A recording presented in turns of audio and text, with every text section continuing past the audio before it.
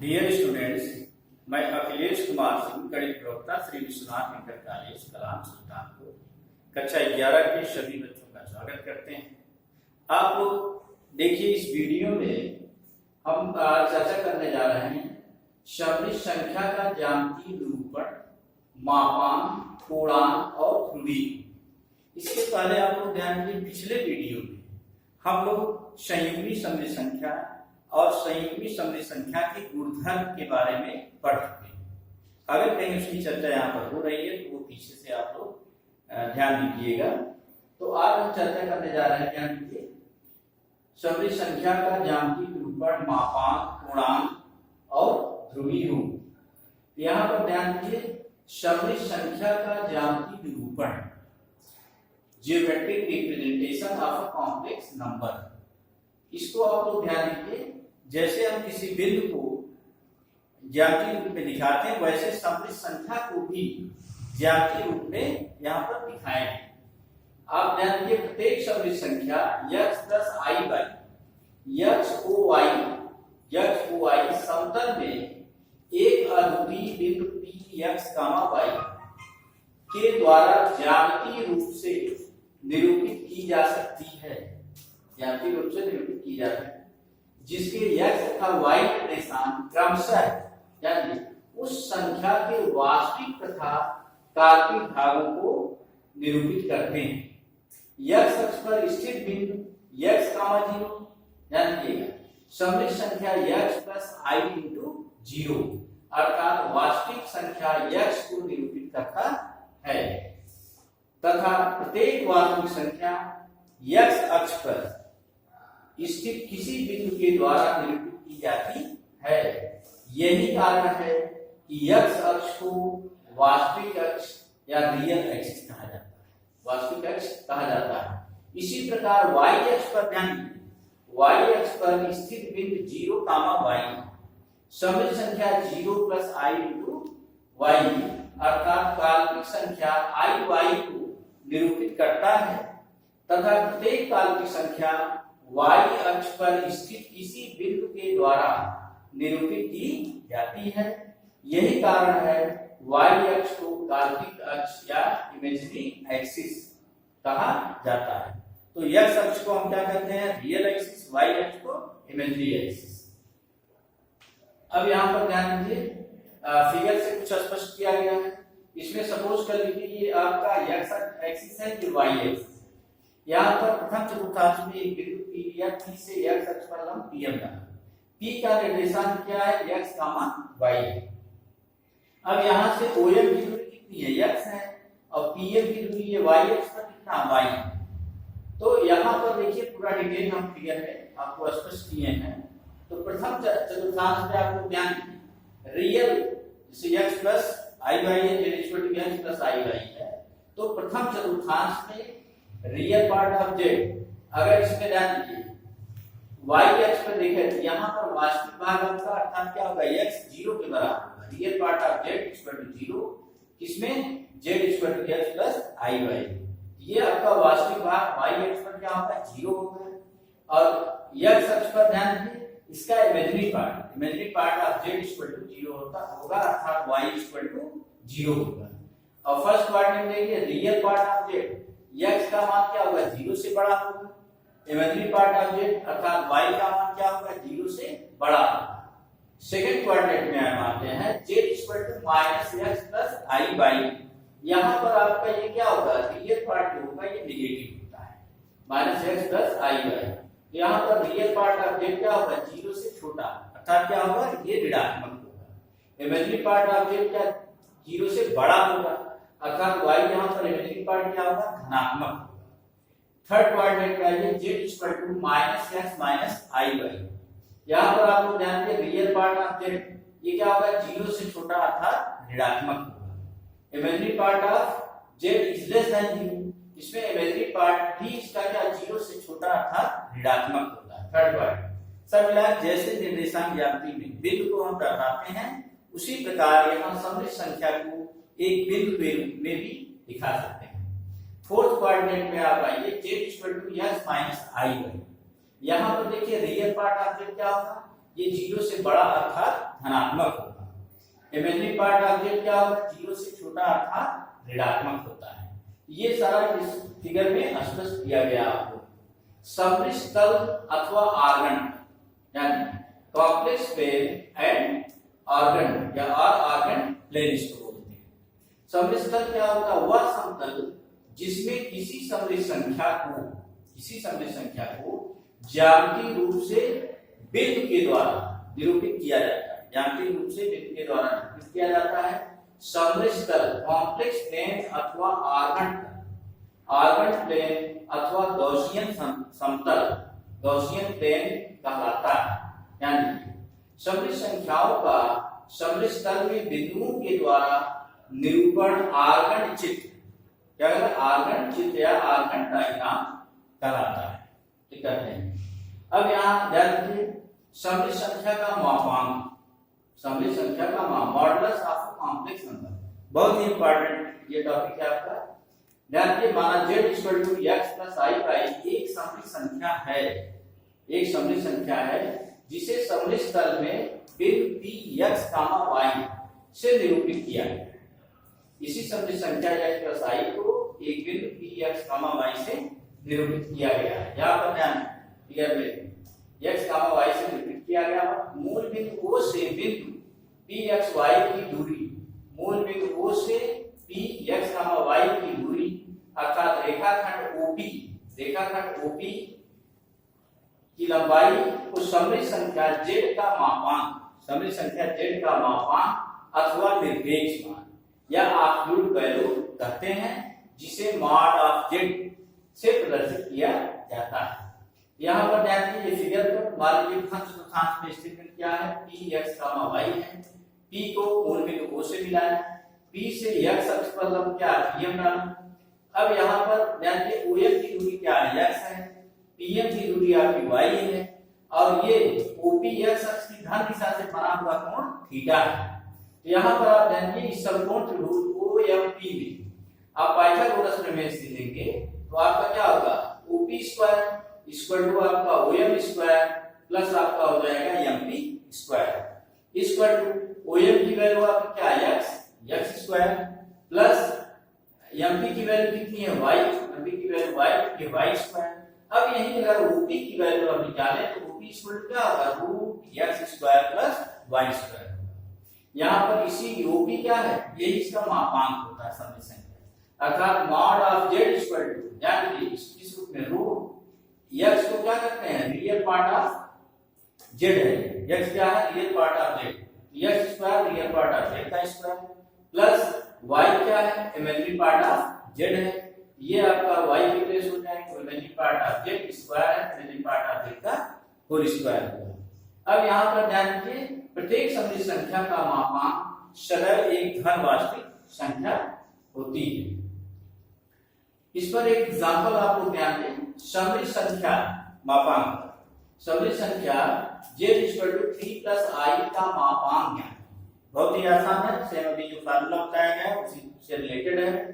क्योंकि दिया गया है z equal to 3 plus i, तब z का मापांक मॉड ऑफ z क्या इज इक्वल टू रूट क्या होगा, आपका रियल पार्ट का स्क्वायर, रियल पार्ट क्या है 3 का स्क्वायर प्लस इमेजिनरी पार्ट का स्क्वायर, इमेजिनरी i का कितना 1 का स्क्वायर हो गया। इसको हम सरल कर लेंगे, 3 का स्क्वायर 9 आ जाएगा प्लस 1 का स्क्वायर 1 होगा, अर्थात ये आ जाएगा mod of z equal to root 10 हो गया।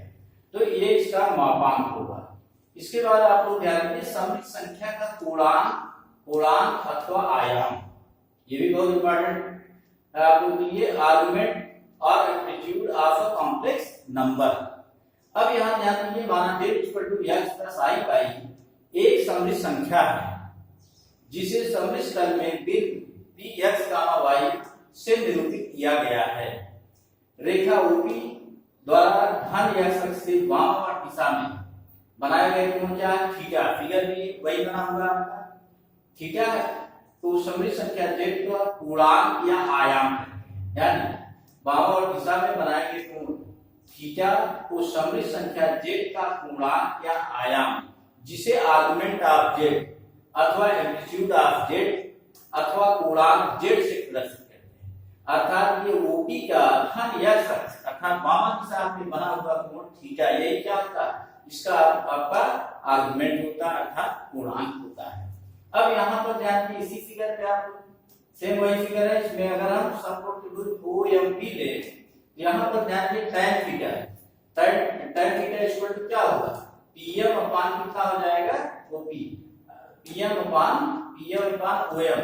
यहाँ पर या MP अपान OM या MP की वैल्यू क्या है, ध्यान दीजिए MP की वैल्यू आपकी y है और OM की वैल्यू क्या है x, ये आपका आ जाएगा y by x equal to y क्या है, y ध्यान दीजिए ये आपका इमेजिनरी पार्ट ऑफ z है, तो y के प्लेस पर हम लिख सकते हैं imaginary part of z, x क्या है रियल पार्ट ऑफ z, ध्यान दीजिए real part of z x है, तो x के प्लेस पर हम लिख सकते हैं रियल पार्ट ऑफ z, या इसी को थीटा की वैल्यू निकालते हैं, थीटा इक्वल टू क्या होगा tan inverse imaginary part of z upon real part of z, या इसी को हम देखिए सिंपल फॉर्म में कैसे लिखते हैं, आर्गुमेंट ऑफ z, या इसी को एम्पलीट्यूड ऑफ z या कोणांक of z equal to theta equal to क्या होगा tan inverse imaginary part of z upon real part of z, या इसी को हम क्या लिखते हैं y बाई x भी लिखा जाता है।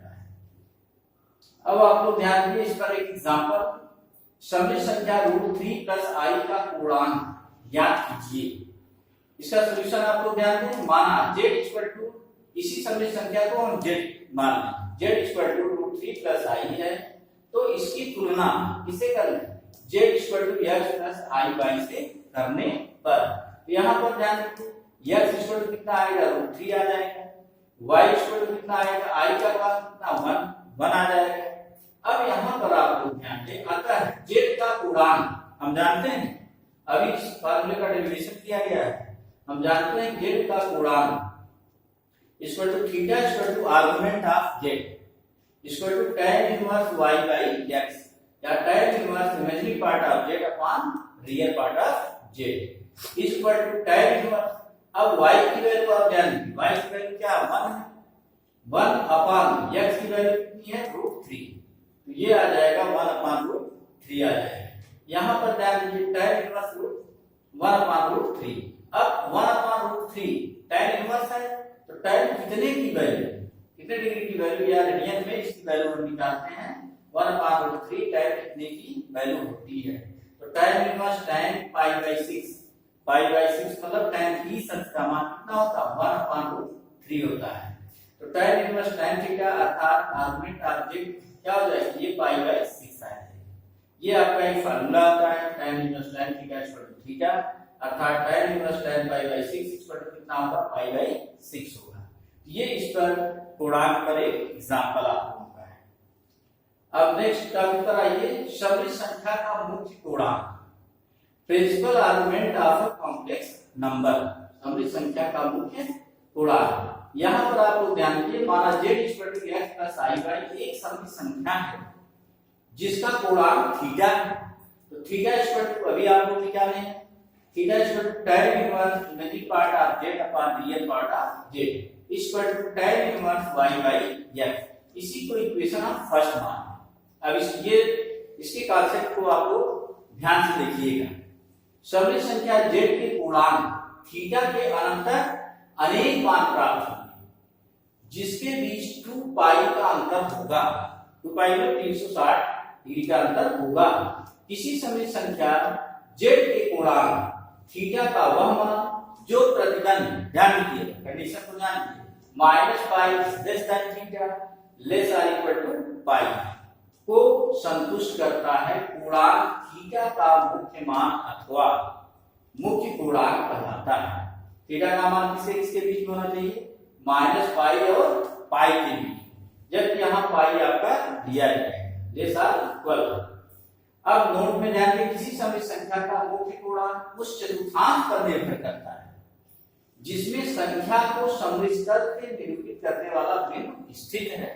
अब उस बिंदु को हम देखते हैं, वो प्रथम चतुर्थांश में, द्वितीय में है, तृतीय में है या चतुर्थ चतुर्थांश में, उस पर डिपेंड करता है। अब यहाँ पर ध्यान दीजिए, माना x प्लस i बाई एक समृद्ध संख्या है, समृद्ध संख्या जिसे समृद्ध तल में बिंदु p x, y से निरूपित किया जाता है। अब आप लोग ध्यान दीजिए, फिगर बनाया गया है। अब ये कोण हम निकालना है प्रथम चतुर्थांश में अगर हुआ है।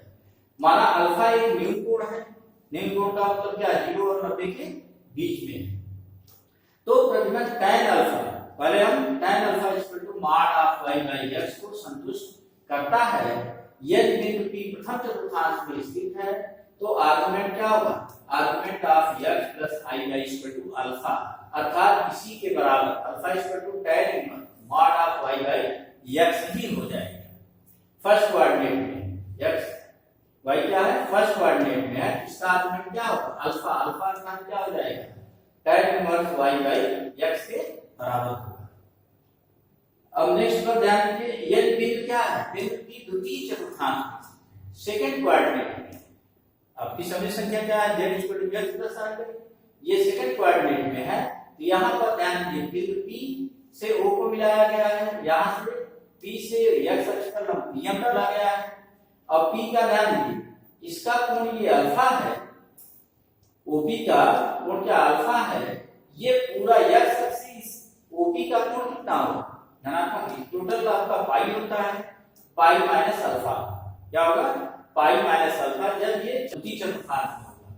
तो यहां पर ध्यान दीजिए, argument of x plus i by इसका कोणांक कितना हो जाएगा पाई माइनस अल्फा, पाई माइनस अल्फा का मतलब पाई minus tan inverse mod of y by x। Alpha की वैल्यू पीछे आपको बताई गई है। यदि बिंदु P तृतीय चतुर्थांश में स्थित है तो argument of x plus i y equal to, यानी तृतीय चतुर्थांश में है तो आपका OP का इससे झुकाव कितना अल्फा है, तो ऋणात्मक कोण हम लेते हैं, ये आपका कितना हो जाएगा माइनस, पूरा कोण कितना होता है पाई, तो माइनस पाई और ये क्या होगा माइनस अल्फा। तो अगर बिंदु P x y तृतीय चतुर्थांश में स्थित है तो argument of x plus i y equal to कितना होगा माइनस पाई माइनस अल्फा, या इसी को ब्रैकेट ओपन करेंगे तो माइनस पाई प्लस अल्फा या अल्फा माइनस पाई लिखा जा सकता है। यहाँ पर अल्फा क्या है tan inverse mod of y by x होगा। ये आपका ये तृतीय चतुर्थांश में है।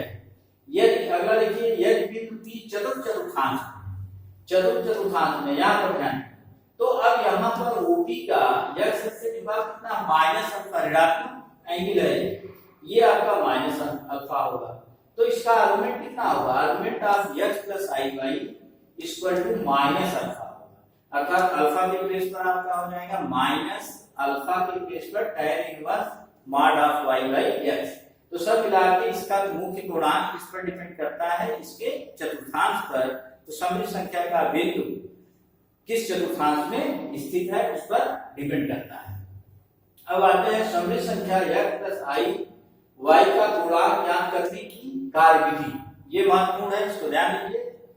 सर्वप्रथम संख्या 0 तथा पाई बाई 2 अर्थात मीन कोण के बीच स्थित कोण tan inverse mod of y by x का मान ज्ञात करते हैं। माना यह मान क्या अल्फा है, यदि x और y दोनों धनात्मक है, यानी दोनों धनात्मक है, तो डायरेक्ट आपका argument of x plus i y equal क्या होगा अल्फा, और अल्फा क्या होगा tan inverse mod of y by x। यदि x ऋणात्मक तथा y धनात्मक अर्थात ये क्या दूसरे चतुर्थांश में हो तो इसका गुणांक कितना argument of x plus i y equal to pi minus alpha, अर्थात पाई माइनस अल्फा के प्लेस पर tan inverse y by x होगा। अब यहाँ पर ध्यान दीजिए, यदि x तथा y दोनों ऋणात्मक अर्थात ये किस चतुर्थांश में होंगे तृतीय चतुर्थांश, तृतीय चतुर्थांश में होंगे तो argument of x plus i by कितना होगा माइनस ब्रैकेट में पाई माइनस अल्फा, जहां अल्फा आपका क्या होगा tan inverse mod of y by x होगा। यदि x धनात्मक तथा y अर्थात वह बिंदु किसमें होना चाहिए चतुर्थ चतुर्थांश में है तो आर्गुमेंट उसका गुणांक argument of x plus i y equal क्या होगा माइनस अल्फा, और अल्फा के प्लेस पर tan inverse mod of y by x होगा। नेक्स्ट पर ध्यान दीजिए, सममित संख्या का ध्रुवीय रूप polar form of complex numbers.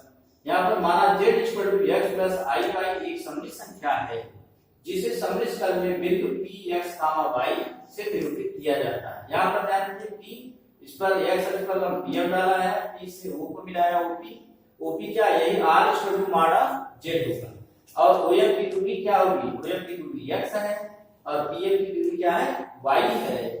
तो इस प्रकार हम देखिए इसका दूरी रूप निकालना है। माना रेखाखंड ओपी बराबर आर तथा ओपी का x अक्ष की धन दिशा से बना हुआ कोण थीटा है, अर्थात angle POX equal to theta. ठीक है, तो ध्यान दीजिए। अब समकोण त्रिभुज OMP में निकालेंगे तो आपका cos थीटा इक्वल टू क्या है, OM अपॉन OP। OM की वैल्यू क्या है x, OP कर्ण की वैल्यू r मानी गई, अर्थात यहाँ मल्टीप्लाई करेंगे x की वैल्यू निकालेंगे तो r से क्रॉस मल्टीप्लाई करेंगे, x equal to r cos theta, ये इक्वेशन फर्स्ट बना लेंगे। और उसी समकोण त्रिभुज OMP में देखेंगे sin थीटा इक्वल टू क्या होगा, PM अपॉन OP। PM की वैल्यू क्या है, y है और OP कर्ण की वैल्यू आपकी r है, तो y by r। और यहीं से हम y की वैल्यू निकालें तो r से क्रॉस मल्टीप्लाई करते हैं तो y equal to r sin theta, ये आपका इक्वेशन सेकंड है। अब यहां से ध्यान दें, सभी समीकरण 1 और 2 के दोनों पक्षों का वर्ग करके जोड़ने पर समीकरण 1 आपका ये है x स्क्वायर यहाँ प्लस y स्क्वायर, यही हुआ। अब इधर का टर्म देखिए r square cos square theta plus r square sin square theta. यहाँ पर आप ध्यान दीजिए r स्क्वायर कॉमन होगा आपका, यहाँ बचा cos square theta plus sin square theta, या यही आ गया आपका x square plus y square equal to r square, क्योंकि हम जानते हैं cos square theta plus sin square theta की वैल्यू 1 होती है। यहाँ से देखिए r की वैल्यू यदि क्या है तो r इक्वल टू क्या होगा, x square plus y square, या r को क्या माना गया, मॉड ऑफ z, वही इसका मापांक। r कभी धनात्मक ऋणात्मक नहीं होता, हमेशा ये धनात्मक ही होता है। Mod of z equal to r equal to under root x square plus y square. अब यहाँ समीकरण 1 तथा 2 से ध्यान दीजिए, अगर यहाँ से हम निकालते हैं cos थीटा इक्वल टू कितना है, x by r, x upon r की वैल्यू क्या निकालेंगे, root x square plus y square. और समीकरण 2 से ध्यान दीजिए, यहाँ से यदि हम निकालें क्या, sin थीटा, sin थीटा की वैल्यू कितनी है, y बाई r, तो sin theta equal to y by r equal to y upon r की वैल्यू क्या है, under root x square plus y square. तथा अब ध्यान दीजिए tan थीटा हम निकालेंगे, tan थीटा क्या होगा, sin theta upon cos theta. अब इसको करेंगे तो आपका रूट का टर्म क्या है, ये कट जाएगा, कितना आ जाएगा, y बाई x, या यही simply theta equal to argument of z, theta equal to argument of z equal to tan inverse y by x। अब यहां पर ध्यान दीजिए, इसलिए z equal to x plus i by का ध्रुवी पोलर फॉर्म। अब यहां x की वैल्यू निकाली गई है, x इक्वल टू क्या निकाला गया, r cos थीटा, ध्यान दीजिए x के प्लेस पर क्या लिखा गया, r cos थीटा, प्लस यहां पर ध्यान दीजिए i बाई i y के प्लेस पर y इक्वल टू यहां से क्या निकाला है, समीकरण 2 से r sin थीटा, तो यहां पर i r sin थीटा, या z equal to x plus i y equal to r, यहां पर कॉमन ले लेंगे तो आपका बचेगा r ब्रैकेट में cos theta plus i sin theta, जहां r equal to mod of z equal to theta equal to argument of z, ये इसका पूर्णांक है। ये z equal to x plus i by का ध्रुवी रूप, या इसी को त्रिकोणमितीय रूप या मापांक पूर्णांक रूप कहलाता है या कहा जाता है। अब आप लोग ध्यान दीजिए प्रश्नावली 5.2 पर देखिए क्वेश्चन नंबर फर्स्ट का सॉल्यूशन आप लोग ध्यान दें। समृद्ध संख्या z equal to -1 minus i√3 का मापांक एवं पूर्णांक ज्ञात है। तब यहाँ देखिए सब फार्मूला आपको बताया गया, समृद्ध संख्या z equal to -1 minus i√3 की तुलना z equal to x plus i y से करने पर यहाँ पर देखिए x इक्वल टू -1, x क्या है, 0 से छोटा है, y इक्वल टू -√3 क्या है, ये भी आपका y क्या है, 0 से छोटा है, जो किस चतुर्थांश में है, तृतीय चतुर्थांश, x y दोनों ऋणात्मक है।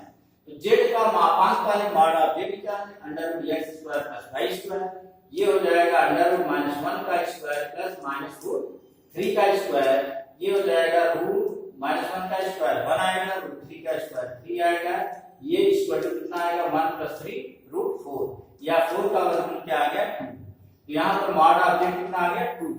जैसे डेरिवेशन किया गया सेम इसी तरह सॉल्यूशन आएगा, क्योंकि यहाँ पर क्या आ गया, x 0 से छोटा है अर्थात ऋणात्मक है, y 0 से छोटा है अर्थात ऋणात्मक है, ये किस चतुर्थांश में, तृतीय चतुर्थांश। अभी आप लोगों को पता है z equal to -1 minus i root 3 का पूर्णांक अभी आप लोगों को बताया गया theta equal to argument of z equal to किस चतुर्थांश में, तृतीय चतुर्थांश में माइनस पाई माइनस अल्फा, या यहाँ पर minus pi minus tan inverse alpha की वैल्यू क्या होगी, tan इनवर्स 1 होगा। tan इनवर्स 1 ये मॉड ऑफ यानी कि tan inverse mod of minus root 3 upon minus 1, यहाँ पर आ जाएगा minus pi minus tan inverse mod से यदि हम बाहर लेते हैं तो ये ऋणात्मक आपका धनात्मक हो जाता है, ये आ जाएगा pi minus tan inverse root 3 हो जाएगा। क्या होगा, root 3 minus pi minus tan inverse root 3 कितने की वैल्यू, tan पाई बाई 3 की वैल्यू क्या होती है, रूट 3 होती है। पाई बाई 3 मतलब tan 60 इसका नाम। तो यहाँ पर tan inverse tan theta equal to क्या होता है, थीटा होता है, अर्थात यहाँ माइनस पाई बाई 3 होगा, यहाँ से आपका आ जाएगा माइनस 3 पाई माइनस पाई होल अपॉन 3। तो आपका 3 पाई माइनस पाई कितना होगा, आपका ये आ जाएगा 2 पाई और बाहर क्या है माइनस है, ये माइनस 2 पाई बाई 3। तो इसका आर्गुमेंट क्या है, आर्गुमेंट ऑफ z आपका आ गया माइनस 2 पाई बाई 3। बहुत आसानी से जिस तरह डेरिवेशन आपको बताया गया उसी तरह इसको सॉल्व कर सकते हैं। अब आइए उसी एक्सरसाइज का क्वेश्चन नंबर प्रश्न संख्या 3, सभी संख्या 1 माइनस आई को ध्रुवीय रूप में रूपांतरित। यहाँ पर इसका सॉल्यूशन है हमारा z equal to 1 minus i की तुलना z equal to x plus i y से करने पर यहाँ पर x इक्वल टू कितना आएगा 1, जो 1 क्या है 0 से बड़ा है धनात्मक है, y इक्वल टू आपका कितना आएगा -1, y जो 0 से बड़ा है, -1 0 से छोटा है, जो किस चतुर्थांश, चतुर्थांश, अर्थात इसका पहले क्या निकालेंगे पापांक r की value r equal to mod r, z equal to क्या होता है root x square plus y square equal to क्या होगा रूट 1 स्क्वायर प्लस माइनस 1 का होल स्क्वायर, ये आ जाएगा रूट 1 प्लस 1 अर्थात कितना आ जाएगा 1 प्लस n, ये पूरा रूट में है तो रूट 2 हो जाएगा। तो अब चूंकि x क्या 0 से बड़ा है, y क्या है 0 से छोटा है, ये किस चतुर्थांश में, चतुर्थांश। तो चतुर्थांश में आर्गुमेंट क्या होता है, पूर्णांक theta equal to minus alpha होता है। अब यहाँ पर माइनस अल्फा की value tan inverse mod of y by x होता है, यहाँ से हो जाएगा minus tan inverse mod of y की वैल्यू क्या -1 अपॉन 1, अर्थात tan इनवर्स कितना आ जाएगा, मॉड से बाहर लेके लिए प्लस हो जाता है tan inverse 1 minus tan inverse 1, tan कितने की वैल्यू 1 होती है, tan पाई बाई 4 की वैल्यू, अर्थात ये आ जाएगा tan inverse tan theta equal to theta, अर्थात थीटा इक्वल टू कितना आएगा माइनस पाई बाई 4, यही इसका क्या आएगा पूर्णांक है। अब चूंकि हम जानते हैं कि z equal to x plus i y का ध्रुवीय रूप पोलर फॉर्म अभी ये डेरिवेट किया गया है, z equal to r cos theta plus i sin theta, तो z equal to 1 minus i का ध्रुवीय रूप, यहाँ r की वैल्यू सब्स्टिट्यूट कर लीजिए, r की वैल्यू कितनी आई है हमारी रूट 2 आई है, तो रूट 2 ब्रैकेट डाल के cos थीटा की वैल्यू पूर्णांक कितना निकाले हैं माइनस पाई बाई 4, ये minus pi by 4 plus i sin minus pi by 4, यही आपका क्या हो गया, जो x प्लस आई वाई के फॉर्म में है उसको हम किस रूप में बना लिए, ये ध्रुवीय पोलर फॉर्म अर्थात r cos theta plus i sin theta के फॉर्म में बना लिया। अब आप लोग देखिए इसी पर आधारित कुछ आप लोगों को अभ्यास प्रश्न दिया जाता है, जैसे आप लोग पहला क्वेश्चन ध्यान दीजिए, सममित संख्या z equal to -√3 plus i का मापांक एवं पूर्णांक ज्ञात है। इस पर आपका डेरिवेशन भी बताया गया है, एग्जांपल भी आपको बताया गया है। क्वेश्चन नंबर 2 आप ध्यान दें, निम्नलिखित सभी संख्याओं का ध्रुवीय रूप में रूपांतरित कीजिए। ये सभी a आपका -1 प्लस i, b है आपका -1 माइनस i, c है आपका √3 प्लस i, d है आपका i, ये सभी को क्या निकालना, इसका ध्रुवीय पोलर फॉर्म में कन्वर्ट करना है। अब आप लोग ध्यान दीजिए, नेक्स्ट वीडियो में आप लोग सममित संख्या का गुणनफल और भागफल के मापांक और उसके गुणधर्म के बारे में चर्चा करते हैं। धन्यवाद।